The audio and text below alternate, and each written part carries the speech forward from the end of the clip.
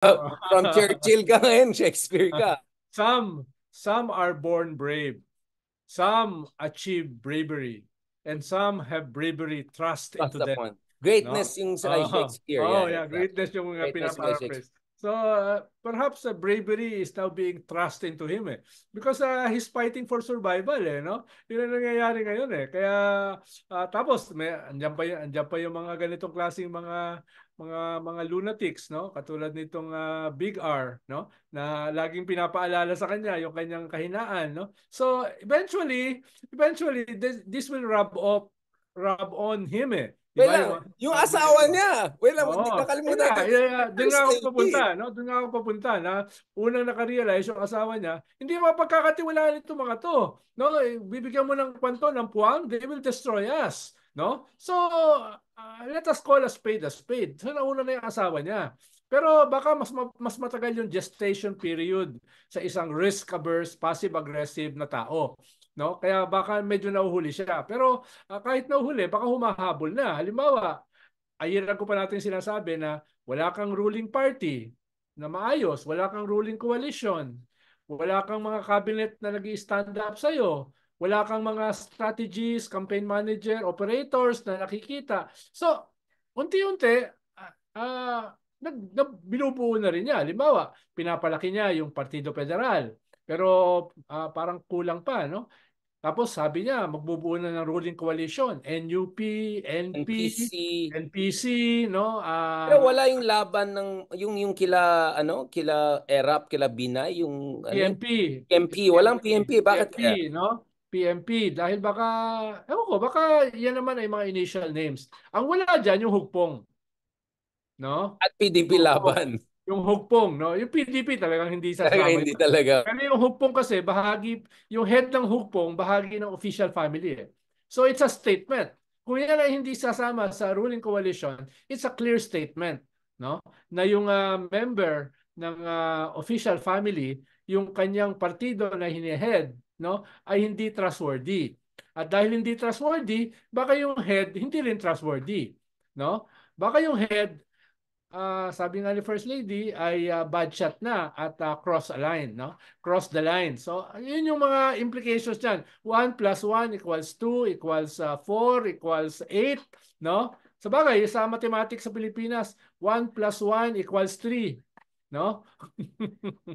Iba Kasi yung mathematics dito dialectical mag-isip ang Oo, Pinoy, iba yung dialectical. mathematics dito Iba yung ating kwan Hindi tayo Euclidean Hindi tayo Euclidean. So, oh. Ano yan? Ano yan? Ano yan?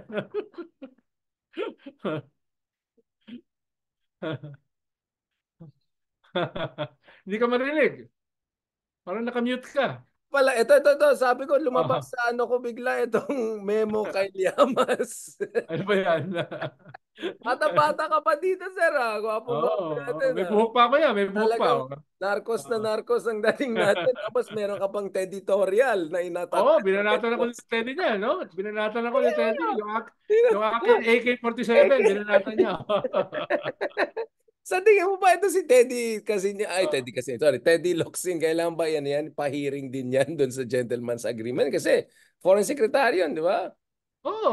Pwede naman. Lahat sila. Paano? Oo, Apat ang foreign secretary ni Digong at that time No? Si tatlo. Yasay, patay na. Hindi na pwede Kaya ipatawag, no? Tano, Si Cayetano. Mukhang si Locsin. Cayetano Ano nga si yata yung Manalo din temporarily, tama ka? Cayetano. Mukhang siya yung Secretary of Foreign Affairs dun sa secret agreement. Puka. Tapos Teddy Boy. Tapos Manalo. Apat.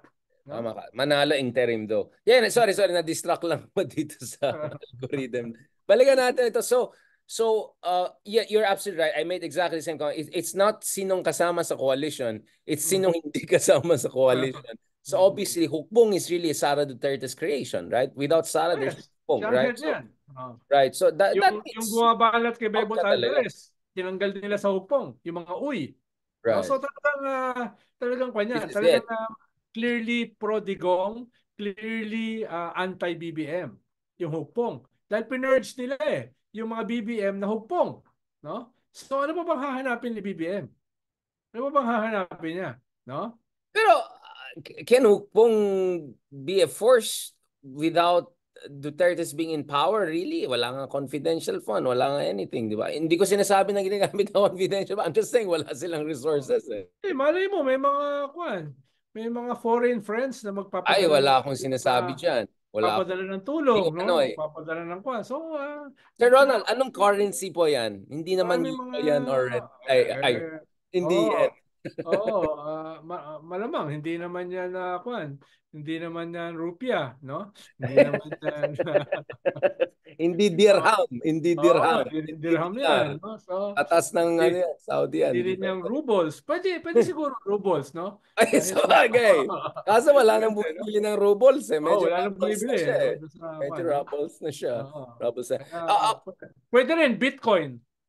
Ay, oo. Ay, Oo, pwedeng naman. Bitcoin para Kaso bumaba yung value ng Bitcoin eh. hindi masyadong matrace, no? Lalo na merong nung panahon ni Digong may ginawa silang batas Right. para pwedeng pumasok yung Bitcoin sa ating mga export processing zones, no? Interesting. I didn't know that. Oo, Ronald, yan. dami mo alam mga ganyan. Dapat ikaw pala Oo. yung interview ko, hindi Yan. si So, Kristan eh. Sa sabi Bitcoin. ng aking mga IT experts that can be used for money laundering, no? At But in naaprubahan North yung Korea, batas di na ba? yan nung Pag panahon ng previous government, no? Sa Espanya, CESA at saka PEZA, no?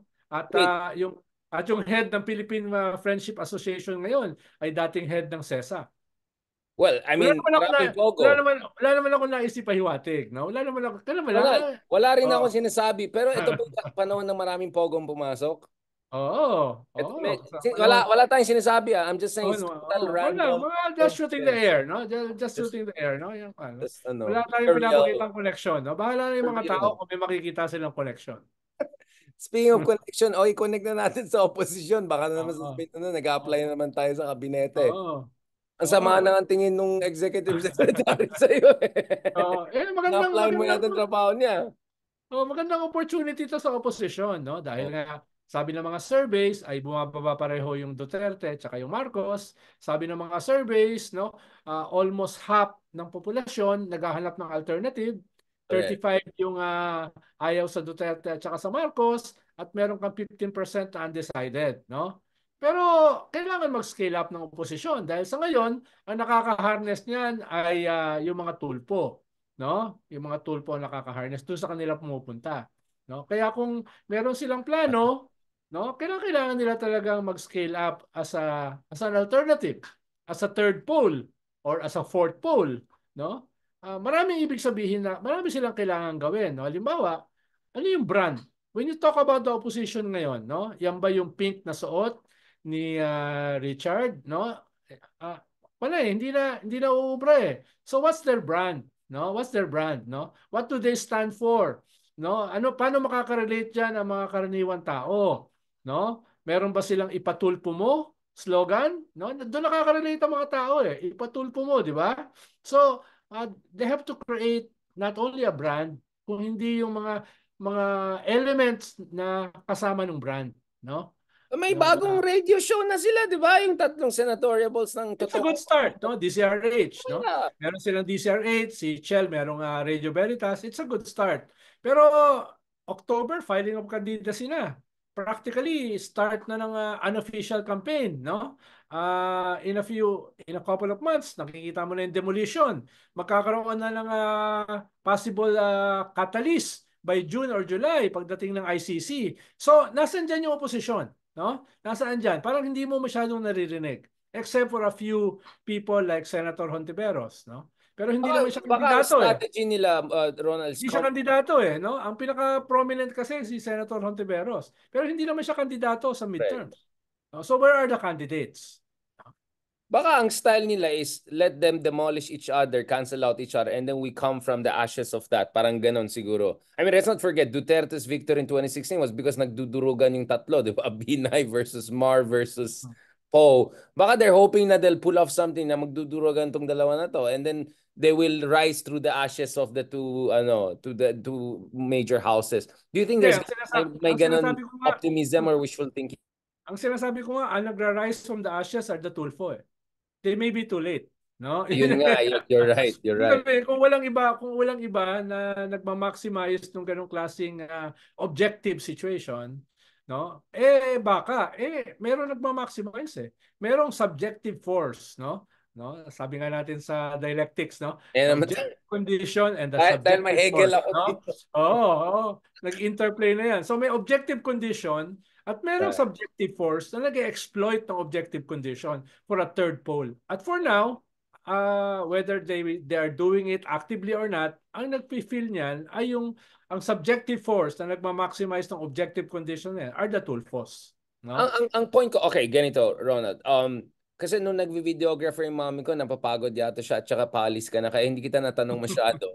Eto na, ipupush na kita ngayon. No? Eto, by the way, yung mga hindi nanood nung special Ilustrado Restaurant Cafe edition namin na naka Narcos, panoorin yan. But okay, Ronald, this is what I'm gonna say. No? What I'm gonna say is, okay, yeah, but how do you compete with the Tulfos? Obviously, you're not gonna do what they're doing. I mean, magbe-Ben Tulfo style ka na kita tayo sa abandoned warehouse. Tapos maghamunan ka, magsuntukan, ganun.